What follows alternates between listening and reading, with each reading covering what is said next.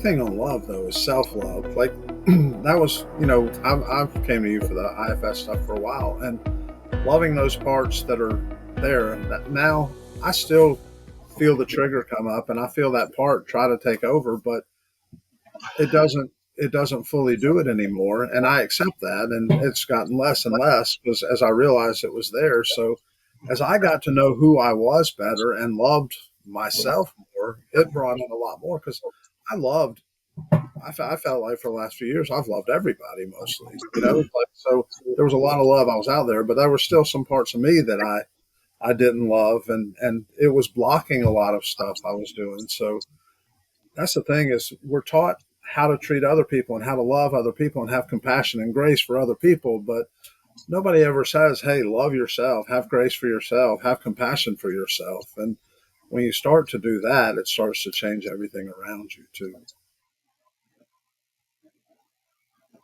I was spent some time with a uh, 8-year-old young person last week, and things did not go like she wanted them to, and she had a full-blown meltdown. And in that state, there was nothing. First of all, there's nothing to do to reach her. There's nothing she would. There was no extreme she would not go to. None. Verbally, the things she would say, not caring about consequences or not giving a damn about anything.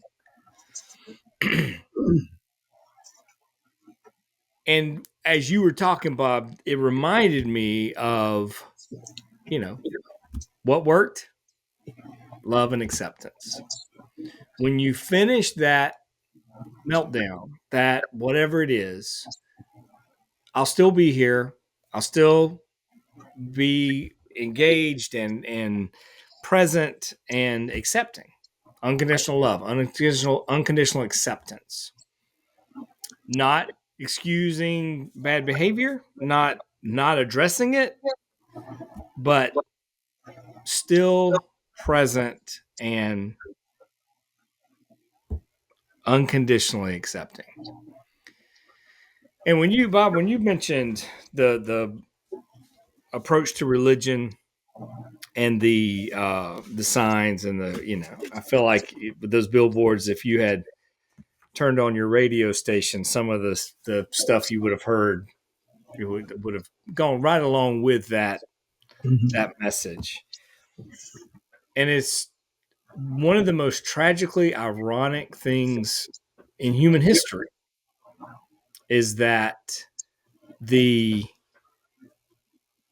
person that came and said, y'all have a misunderstanding. God's not angry. He's not a rule, it's not going to smote you. God is love. And that's all there is. That's it. And if you act in love, you fulfill, even if you have any concept of law or obeying, love fulfills it all. If we are acting in love, if we're living in love, we're moving in love, done. Absolutely done. And love can get us to the place where we fulfill all the law, if you even have a desire to do that. But the opposite is not true.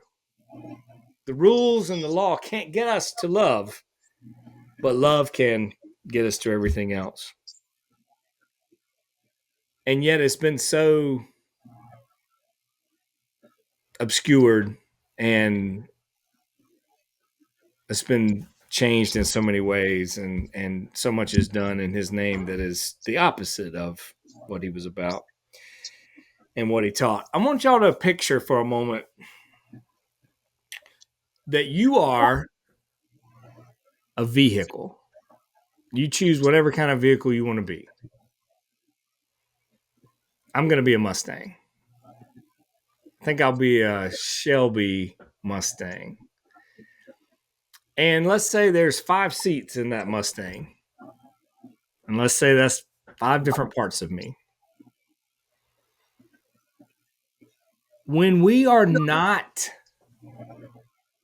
emotionally regulated, when we're not where we want to be, it's probably because the 6-year-old jumped up behind the wheel and hijacked the vehicle, and when rage and upset and whatever is driving crazily, is directing us the wrong way.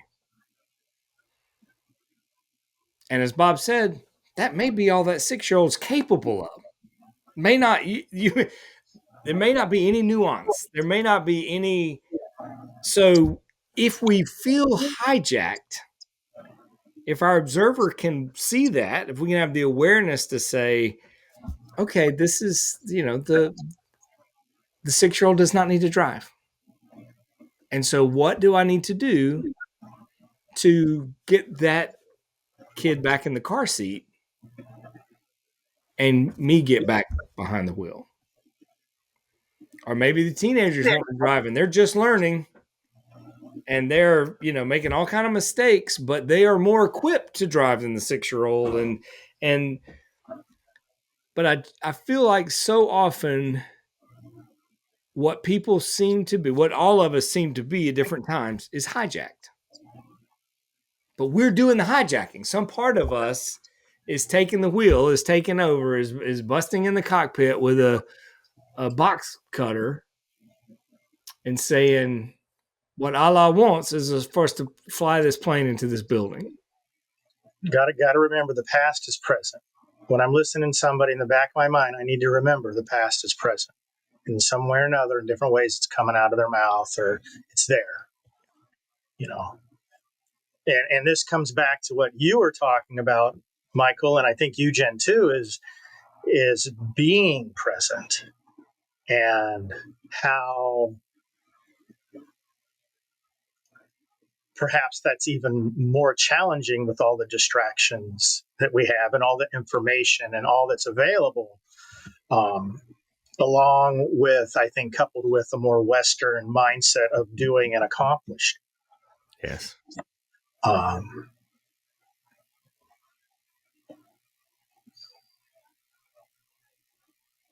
Yeah. But I'll tell you, one of the most fascinating things I saw, though, is I had a friend that would get triggered by a lot of different things, politics and abuse of women. And like, she had a lot of stuff there. And like, she wouldn't realize the triggers because she used to be a drinker. So because she wasn't drinking, she felt like she wasn't getting triggered. But it become, this intense rage where, she'd get really mad about everything and end up fleeing. It was a very flight reaction to everything. But because she didn't fly and drink, she was like, I'm not triggered. I just had to get away from this situation. So I realized there's different ways that we deal with triggers too. And there's different levels of healing for those, where to me, the ultimate thing is to get to be able to not have the trigger, but at least recognize when it happens, when another part of you takes over and coexist with it, not just become that part. So, I mean, I think that's probably the next stage to things not triggering you anymore is when those parts kind of, I think you call that blending, maybe. Is that what blending is, Bob? Where that part kind of coexists with you instead of taking over? Yeah. But it's not about me. And this is the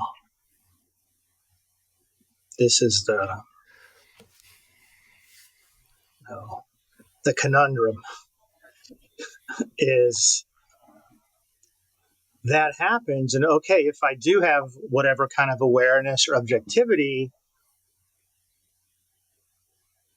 what do I do with that part that comes in?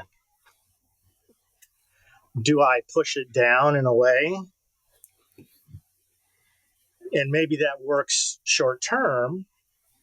We know authority works short term. And so internally, short term, I've got a lot of voices of authority that have helped me be very successful.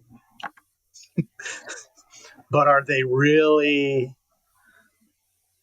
helping me and leading me closer to love and acceptance? You know, But But for me, like there was a part that needs attention. I don't need attention. I obviously get quite a bit of attention now, whether I want it or not. But I get in a boring situation, and that part would be triggered. Oh, I need attention. I need to do whatever, and I could control it, but I would just be uncomfortable and kind of miserable. And now I can see. I know that if I get in something that's kind of boring or something, that part will come up, and I don't push it down now. I recognize, oh, here it is, and I kind of thought it was silly, but I'll talk to it now. Like you were talking about parts talking together, and I really couldn't envision that, but now I at least am there too and recognize this coming up and go, you don't need attention. This is just you're being bored or whatever. So I can, not push it down, but reason with it or whatever. And it really doesn't happen as much anymore. I'm finding because I can identify situations where it would come up and where it would make me uncomfortable and kind of make the situation kind of to me. But now it doesn't really happen as much anymore. But I did, and I was able to recognize it and kind of nurture that. I think Jasmine mentioned downtime. I think we need so much more of that than we're getting. Quiet time. That's been such a, silence, solitude, quietude, devotion.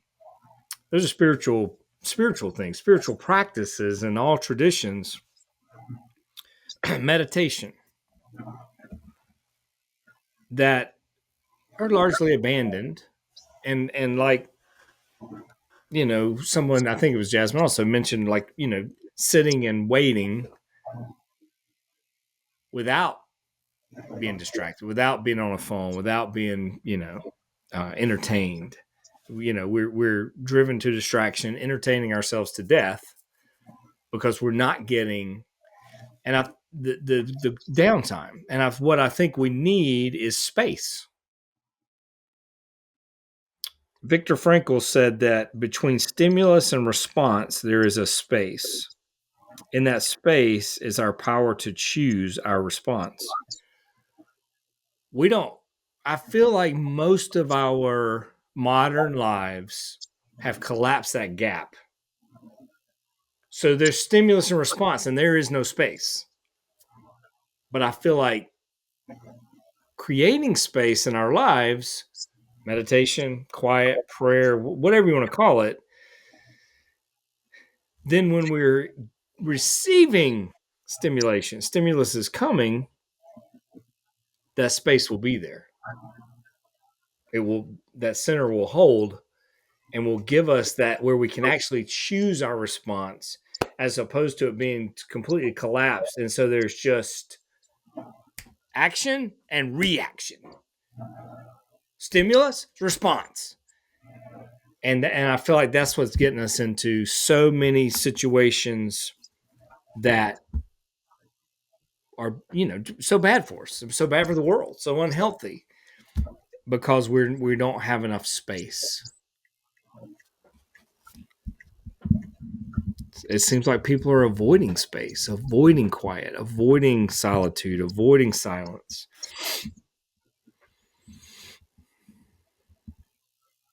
And I think that's a lot of times people because they're uncomfortable with themselves. So if you have any space, you don't want to sit with yourself, so you fill it with something, and a phone's a good thing to fill it with. I tend to do that more than I would like to. Instead of actually putting it towards constructive and self-care and rebuilding that energy, you fill it with something else because you don't want to look at what comes up when you have quiet. And let me say this.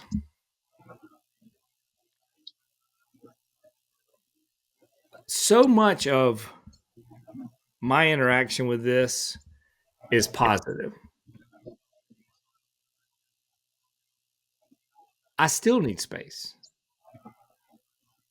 I could be listening to a teaching that is profound and so helpful.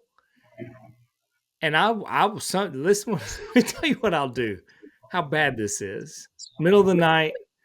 Let's say I'm watching something on the on YouTube, and let's say it's something good. Let's say it's not just a complete waste of time. It's if I have to go to the bathroom, a lot of times I'll transfer it to my phone. I'll pull it up on my phone and take it with me to the bathroom or to whatever chores I have to do. I'll just take it. It's portable. I'm missing an opportunity for quiet, for presence.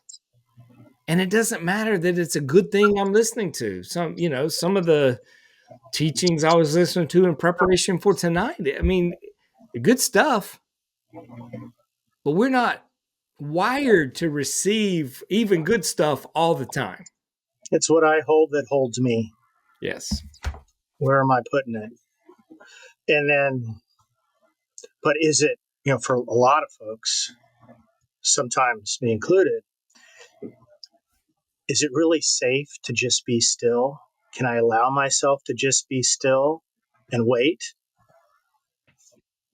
I think part of it is getting attached to things and what we're holding on to. But I think there's another part that I it's not okay just to stop and be still, because something inside of me that's going to bring up a part that I'm keeping contained, right? So how to help somebody learn to practice being still, and different meditation practices, it's like they give you a container. Okay, begin practicing within a container. You got to have a container to practice in.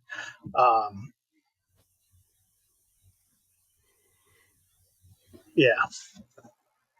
The other thing is too, self-help and spiritual practices become a way of diverting from actually doing the work. Like I see so many people that'll do shadow work for weeks at a time, and they'll know every possible shadow they have in their past, and they have a list of all these shadows, and they've got 40 different modalities that they've learned from psychological modalities or spiritual modalities or whatever, and they just are going to learn one more. I got to learn the other one. So they're learning all these things and collecting the modalities. They're building this list of all the shadows that they need to deal with, but they're never putting those two together.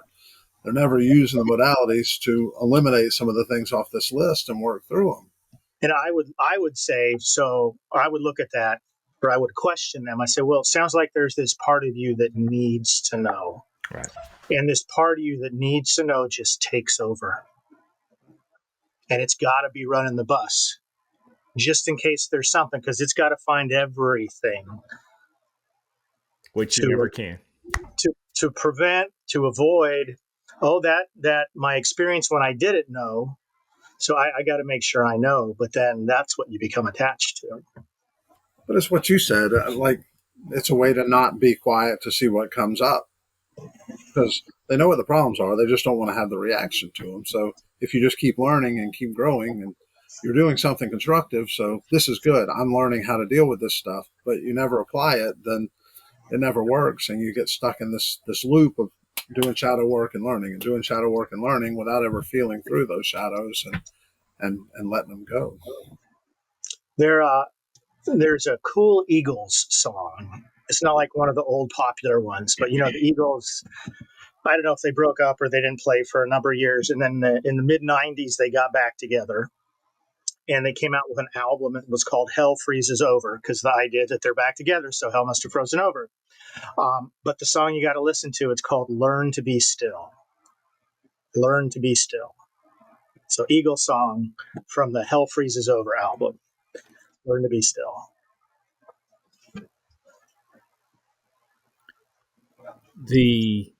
What I think is coming up right now is we have to be aware, because there's things that on their face seem good. I'm doing this spiritual practice, or I'm doing this act of charity, or I'm doing this, but they can become that which is defensive, that which is distracting, that which is keeping me from presence, stillness, I had the great good fortune of going to lunch with my granddaughters today, and I got to keep them while their mom went for a run before we went to lunch. So it's a really good time with them, and um, I was aware, I was mindful of my presence. And I'm in the middle of a novel, and I had some thoughts of plotting, the ideas and stuff, but I did very little of that, and I would send myself a note or whatever, and then I'd get back to being present.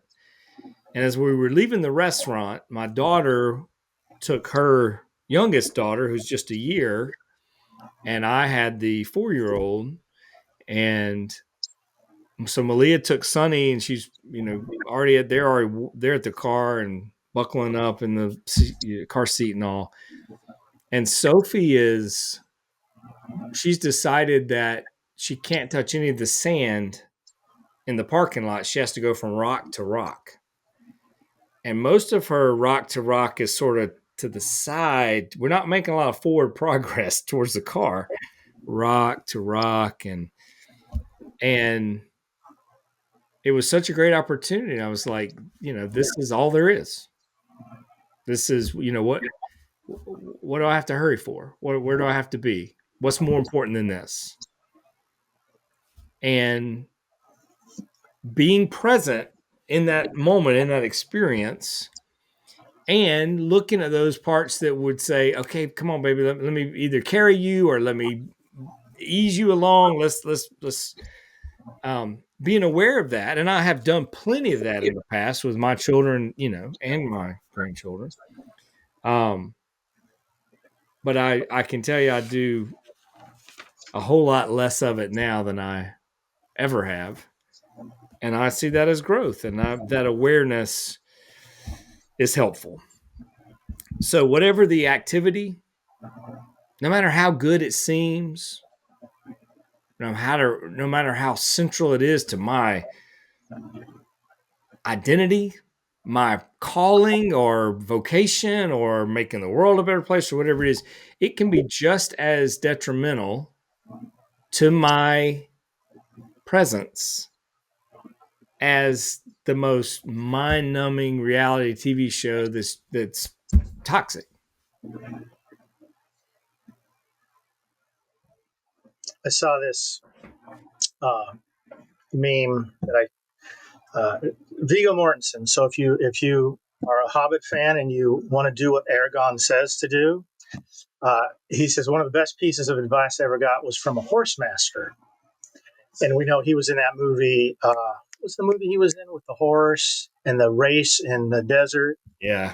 I can't remember what it was. So anyways, so this horse master, he told me to go slow. He told me go slow to go fast. Yeah. Go slow to go fast. Yes. Exactly. God, I wish I lived that more. I need to hurry up and figure out. As you guys know, Jasmine and I have been playing a lot of pickleball. And if I will slow down, and rather than trying to kill the ball, just place it, I'll get so many more shots. I mean, but when I try to put a lot of pace on the ball, try to, rush it, or try to put some force into it, then I'm going to make the most mistakes. I'm a baseball nut, and my favorite pitcher of all time is Greg Maddux, and they called him the Professor. And it wasn't about how fast he threw the ball. He could make the ball do things, and it wasn't about power and force.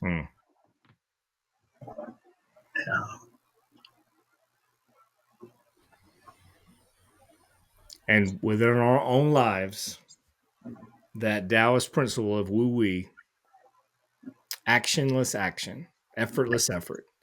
I'm in a flow. I'm just being, and everything I need comes, and everything I need to give can go,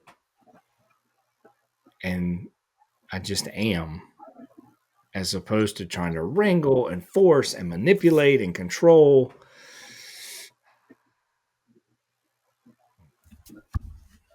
Jasmine, I've been hogging it a little bit. I want to just check in with you or hear from you if there's anything that you want to say, because I know you're more likely to just kind of allow those of us that.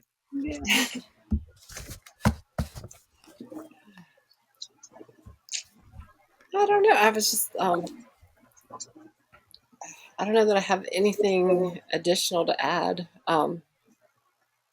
Just really thinking, especially about of contemplating what, and reflecting on what you shared about your work with your client and having those parts of those younger parts of you that may not be capable, of learning certain things or of reacting certain ways. Because right now primarily I've been working with teenagers, and now I've got clients as young as 5, and so I was thinking how much we know to recognize in them where they're at developmentally, and sometimes being cognizant of maybe there's this part of me that needs to be treated like an 8-year-old or a 5-year-old, and not expected to be to develop.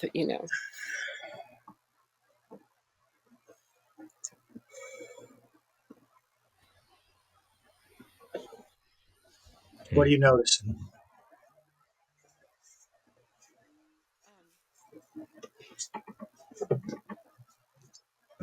I'm just reminded of, I think relate to your client too with the critical voice and how so good. One of my strengths in motivational interviewing is using those positive affirmations, but I am still developing that skill for me, that internal voice that, um, not so critical, not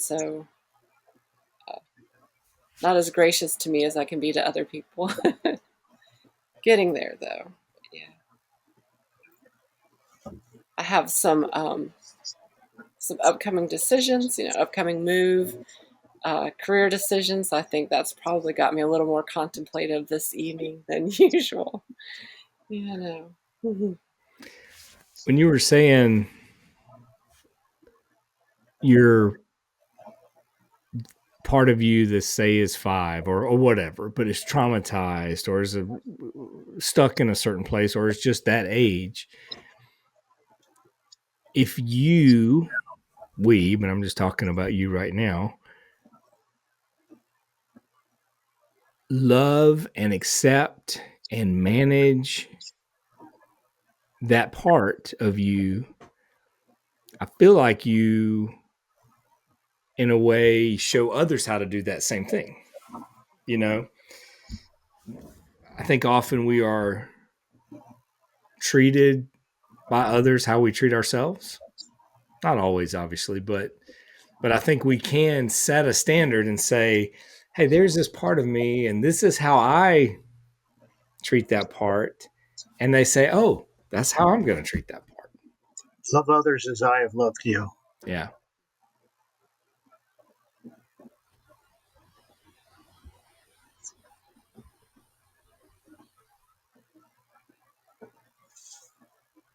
If I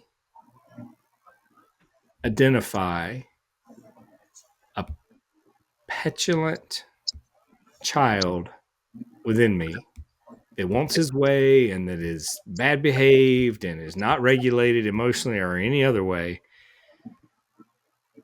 and that's part of me, that's a part of who I am, can that not lead to compassion for everyone else I encounter? And what if what they're doing is just acting off that part that I can so identify with? And if we go back to that thing, and I often do, and I question it, I do think it's true. If everyone is doing as good as they possibly can, who am I to judge? So self-acceptance And Jennifer, you mentioned that self love leads to acceptance and love of others.